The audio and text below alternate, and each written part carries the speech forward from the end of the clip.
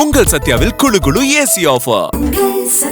பாஜகவிலிருந்து அதிகாரப்பூர்வமாக விலகிய பிறகு தனது புதிய அரசியல் பயணத்தை தொடங்கிய அண்ணாமலை தமிழ்நாடு அரசியலில் புதிய தலைமுறை தலைவர்களை உருவாக்குவது தனது முக்கிய இலக்குகளில் ஒன்றாக இருக்கும் என்று அறிவித்திருந்தார். அதற்காக கோவையில் அரசியல் மற்றும் நிர்வாக பயிற்சி மையம் அமைக்கப்படும் என்றும் அவர் கூறியிருந்தார்.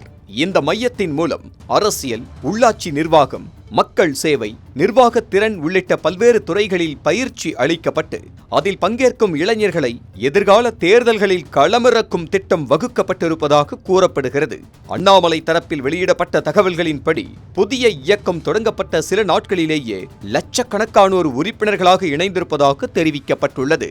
இதில் இளைஞர்களின் பங்கு கணிசமாக இருப்பதாகவும் கூறப்படுகிறது.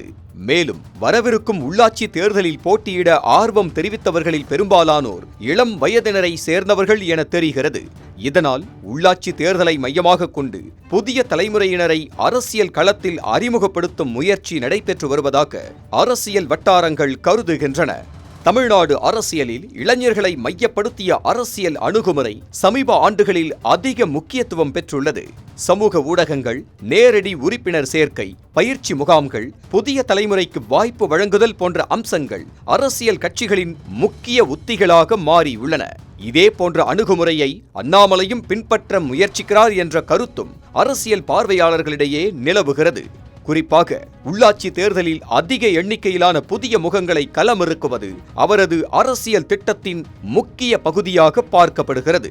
உள்ளாட்சி தேர்தலுக்கு இன்னும் கால அவகாசம் உள்ள நிலையில் அண்ணாமலையின் இந்த முயற்சி எவ்வளவு தூரம் நடைமுறை வெற்றியை பெறுகிறது, இளைஞர் ஆதரவை வாக்குகளாக மாற்ற முடிகிறதா மற்றும் புதிய அரசியல் கட்டமைப்பை உருவாக்கி ஆளும் மற்றும் ஆண்ட தரப்பிற்கு ஆட்டம் காட்டப் போகிறாரா என்பவை அண்ணாமலையின் அடுத்த கட்ட அரசியல் வளர்ச்சிகளை பொறுத்தே தெரிய வரும்.